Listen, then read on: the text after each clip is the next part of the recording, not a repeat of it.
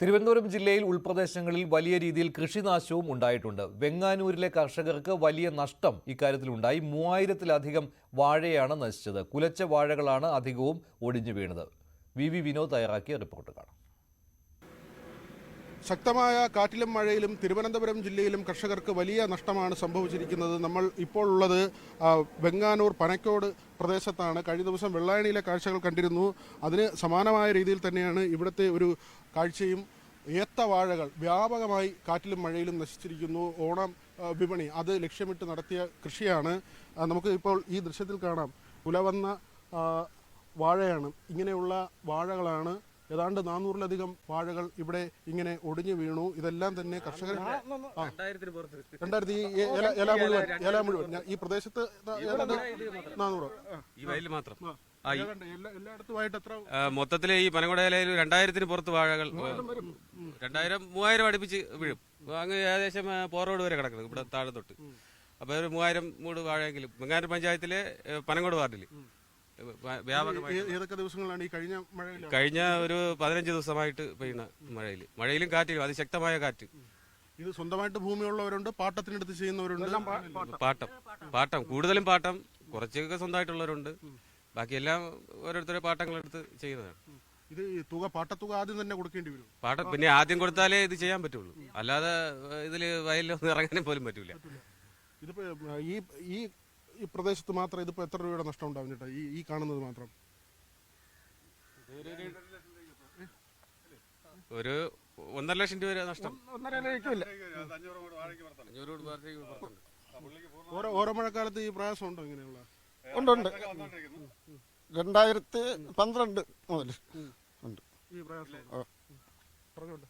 ഇപ്പൊ 2021 മുതൽ സർക്കാരിന്റെ ഒരു സാമ്പത്തിക സഹായം കിട്ടില്ല. ഇൻഷുറൻസ് ചെയ്തതോ അല്ലാതെ നാച്ചുറൽ കലാമിറ്റി ആയിട്ട് പൈസ വന്നത് ഇന്ന് പത്രത്തിലുണ്ട്. ഇത് ഈ 2021 ഇപ്പൊ ഈ വേനലിന് മുമ്പ് തന്നെ ഇൻഷുറൻസും പ്രകൃതിക്ഷോഭത്തിന്റെ ഇതിൽ 46 കോടി രൂപ സർക്കാർ കൃഷി വകുപ്പിന് നഷ്ടമുണ്ട്. ഇപ്പൊ ഈ വേനൽ തൊട്ട് ഈ ഇന്നലത്തെ മഴക്കാലം വരെയുള്ള വേനലും ഈ കാലവർഷത്തിന്റെയും കൂടെ 436 കോടി രൂപ നഷ്ടമുണ്ടെന്ന് ഇന്ന് പത്രത്തിലുണ്ട്. അങ്ങനെ ഏകദേശം 500 കോടി രൂപ കൃഷി വകുപ്പിന് നഷ്ടമുണ്ട്.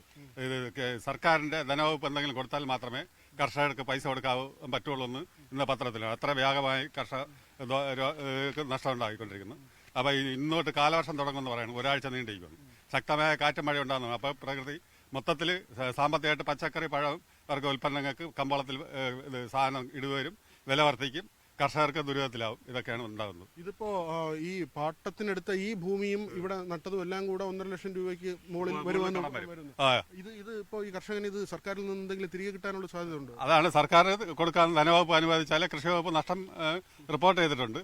പക്ഷേ സർക്കാർ കൊടുത്താൽ മാത്രമേ ധനവകുപ്പ് കൊടുത്താൽ മാത്രമേ ഇത് വീടാൻ പറ്റുമെന്നുള്ളതാണ് പറഞ്ഞിരിക്കുന്നത്. ഇനിയിപ്പോ അവശേഷിക്കുന്ന വാഴകളുണ്ട്. ഇത് സംരക്ഷിക്കാനുള്ള എന്തെങ്കിലും ഈ മഴയും കാറ്റും വന്നു കഴിഞ്ഞാൽ ഇത് എങ്ങനെയും സംരക്ഷിക്കാൻ കഴിയൂ? ഇത് സംരക്ഷിക്കാൻ ഇനി ചുറ്റാട് നിൽക്കുന്ന ഈ ഉള്ളി കടവർത്തൊക്കെയാണ് ചെയ്തിരിക്കുന്നത്. അപ്പൊ അതിന്റെ നഷ്ടം സഹിക്കാൻ വയ്യാതാണ് ഇതങ്ങ് കളഞ്ഞിരിക്കുന്നത്. പോട്ടെന്ന് പറഞ്ഞുകൊണ്ട്. അല്ലാതെ ചിലരൊക്കെ നട്ട് വളർത്തുന്നുണ്ട്. പുള്ളി വളരെ സാമ്പത്തികമായിട്ട് ഇയാളുടെ ഇടയ്ക്ക് മരത്തിൽ നിന്ന് മരിച്ചു. അങ്ങനെ വളരെ ബുദ്ധിമുട്ടിലാണ്. അങ്ങനെ ഉള്ള സാമ്പത്തിക ബുദ്ധിമുട്ടിയാണ് ഇത് ഉപയോഗിച്ചിട്ടിരിക്കുന്നത്. പാട്ടകൃഷിയാണ് ഇത്. ഇങ്ങനെ ഈ ഊന്നു കൊടുത്തും കയറ് കെട്ടിയൊക്കെ നിർത്തുന്ന കണ്ടിട്ടുണ്ട്. അങ്ങനെ നമുക്ക് അങ്ങനെ നിർത്താൻ പറ്റുന്ന നിർത്തിയാലും നിൽക്കൂല. കാറ്റത് കൂടെ പോകും. അത് മൂടോടെ പിഴുത് കിടക്കുന്നത്, കമ്പോടെ പിഴുത് കിടക്കുന്നത് വേണമെങ്കിൽ കാണിച്ചു തരാം.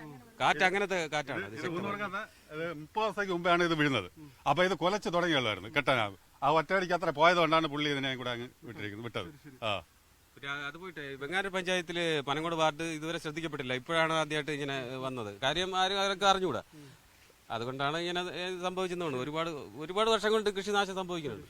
കർഷകരെ സംബന്ധിച്ച് ഇതൊരു വലിയ നഷ്ടമാണ്. നമ്മൾ കഴിഞ്ഞ ദിവസം കണ്ടതാണ്. ഇപ്പോൾ അവർ പറയുന്നത് അവരുടെ ഒരു പ്രതിസന്ധി മാത്രമല്ല, അവരുടെ ജീവിതം കണ്ണീരിലാകുന്നതാണ്. കാരണം കടം വാങ്ങിയും ലോണെടുത്തും ആ തരത്തിൽ പാട്ടത്തുക നൽകിയുമൊക്കെ കൃഷി ചെയ്യുന്ന കർഷകരാണ്.